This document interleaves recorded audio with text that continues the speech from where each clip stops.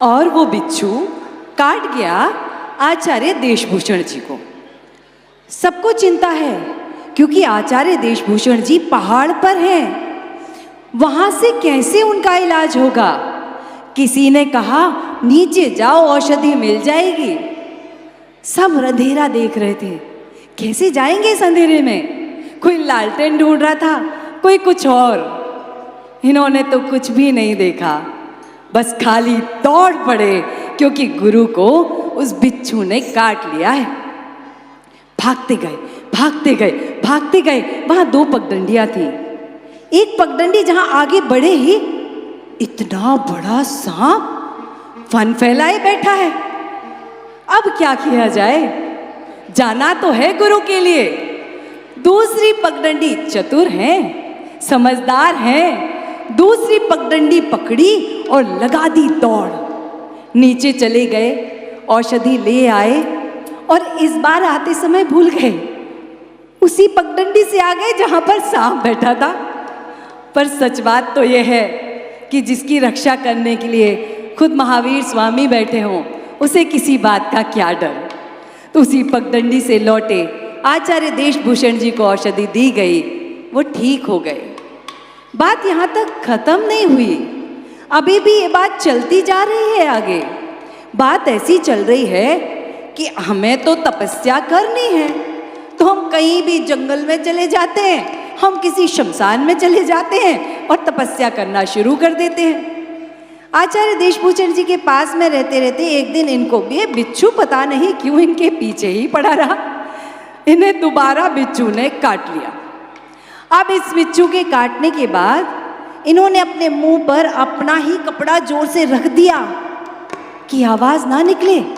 मुनि बनना है, सहना तो सीखना होगा ना। सारी रात चक्कर काटते रहे, चलते रहे, रुके नहीं, तड़पते रहे, झुके नहीं और जीत गए उस काल रात्रि को भी। उसके बाद 3 दिन बुखार रहा। कहा औषधि ले लो। नहीं लूंगा, मैं सहूंगा क्योंकि मुझे मुनि बनना है। ये बात यही समाप्त हुई नहीं कि श्रवणबेलगोला जाना था। वो फोटो सामने देखी होगी ना, सीढ़ी पर हमारे प्यारे से विद्याधर खड़े हैं और फोटो खिंच गई है। लेकिन जब आसमान से उस पहाड़ से नीचे उतरना है ना, हर कोई 2 मिनट, 5 मिनट, 10 मिनट के लिए देशभूषण महाराज की बग्घी कांधे पर लेता है क्योंकि उनकी स्वास्थ्य थोड़ा ठीक नहीं है। इन्होंने जो कंधा दिया नीचे आकर ही छोड़ा, क्योंकि गुरु भक्ति इनसे अच्छी और कौन कर सकता है। अभी इसके आगे की कहानी ऐसी हुई कि आचार्य देशभूषण जी ने कहा बेटा मुनि बनना है, ज्ञान पाना है, उत्तर की ओर जाओ। ये कन्नड़ भाषी 9वीं कक्षा पास बालक जिसे ज़्यादा कुछ आता नहीं है, एक दिन हमारी एक गुरु भक्त बहन बता रही थी कि उन्होंने कहा कि आचार्य जी आप मुंबई क्यों नहीं आते। आया था, दादर है वहाँ पे, दादर मतलब मराठी में सीढ़ियाँ, दादर हैं वहाँ पर बहुत सारी। मैं तुम्हारे यहाँ आया था, 3 दिन भूखा प्यासा बैठा रहा, तुम में से कोई नहीं आया। अब नहीं आऊँगा मुंबई, एक बार धोखा खा गया। ऐसे गुरुदेव प्यार से बहला लेते थे। तो वो बालक 3 दिन तक मुंबई में भूखा प्यासा रहा और अजमेर किसी तरह से पहुंच गया। पहुंचने के बाद गुरु चरणों में बैठा। दादा गुरु ने कहा, आचार्य श्री ज्ञान सागर जी ने कहा, ओहो विद्याधर, तुम तो विद्याधर हो, विद्या लेकर उड़ जाओगे। गुरुदेव आज ही सर्व प्रकार के वाहनों का त्याग करता हूं। उस त्याग ने शिक्षा दे दी। कभी शमशान में मिलते, कभी कहीं पूरे वस्त्र उतार कर तपस्या करते मिलते। बालों में, यहाँ पर जो बच्चे बैठे उन्हें मैं बता रही हूँ पढ़ाई कैसे की जाती है। ये बालों में रस्सी बांधकर ऊपर खूंटे से बांध देते कि झपकी लगेगी तो वापस उठ जाऊंगा, फिर पढ़ने लग जाऊंगा। कोई बताता सारी सारी रात पढ़ते, कोई कहता आते हैं सर झुकाते हैं, आहार लेते हैं, चले जाते हैं, कुछ कहते ही नहीं है। किसी श्रावक ने कहा धोती में छेद हो गया बदल लीजिए, नहीं ये चलेगी। कोई गरीब घर का बालक नहीं था, बड़े मलप्पा जी के घर का बालक था, लेकिन फटी धोती भी पहन ली। एक रोज की मेरी घटना है जो मैं साझा करूँ, बहुत छोटी सी थी। इतनी सी पेंसिल लेकर लिख रहे थे। मैंने कहा गुरुजी पेंसिल छोटी हो गई है, दूसरी ले आए। हंस के कहते नहीं, अभी तो बहुत बाकी है। ऐसी वस्तुओं का नुकसान नहीं करना चाहिए। पेंसिल बनने में भी पेड़ कटते हैं, ग्रेफाइट के लिए जमीन खुदती है, पाप लगता है। पूरी पेंसिल उपयोग करना, बच्चों को शिक्षा देना कोई उनसे सीखे। अब ये बालक की अवस्था आ गई कि इन्हें दीक्षा देनी, दीक्षा की अवस्था की ओर चल पड़े। सबने मना किया, बच्चा छोटा है, बच्चा ये है, बच्चा वो है, लेकिन दीक्षा होनी है। एक भी व्यवस्था नहीं थी कि उस बालक को घोड़े पर बिठाकर लेकर जाना है या कांधे पर।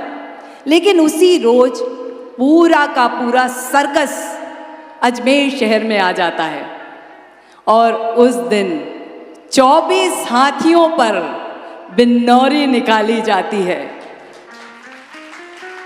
बालक उस हाथी पर सर झुकाए जैसे मुझे तो कुछ नहीं चाहिए बैठा है। भाई महावीर को भी देख रहा है, लेकिन उन पर भी कोई चिंता की बात नहीं है। चलता जाता है, दीक्षा हो जाती है और दीक्षा के बाद, दीक्षा के समय ऐसे सुंदर घुंघराले बाल, और जब उन बालों को हाथ से खींच रहे हैं, रक्त की धार बह रही है चेहरों तक। लाल हो गया है चेहरा, लेकिन मुस्कान जीत की, विजय की, कि मैं मुनि बन गया।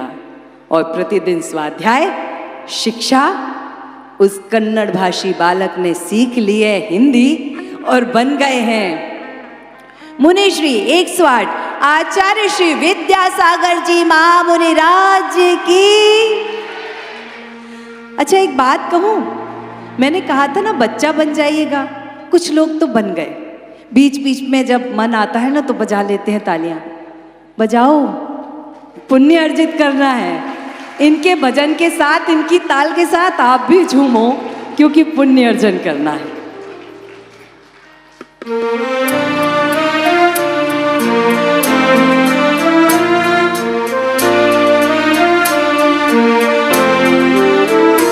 हीरे को परख लिया आचार्य ज्ञान सागर, हीरे को परख लिया आचार्य ज्ञान सागर।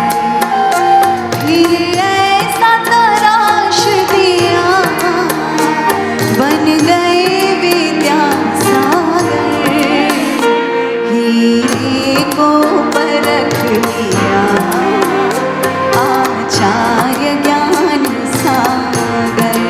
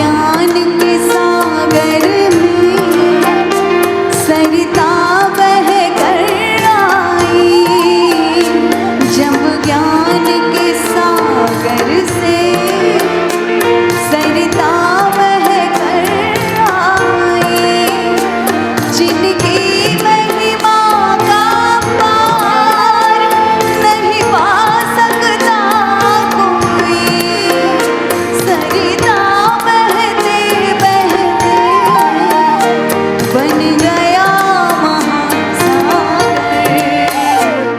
हीरे को परख लिया आचार्य ज्ञान सागर, हीरे को परख लिया आचार्य ज्ञान सागर। फिर ऐसा तराश दिया बन गए विद्यासागर, हीरे को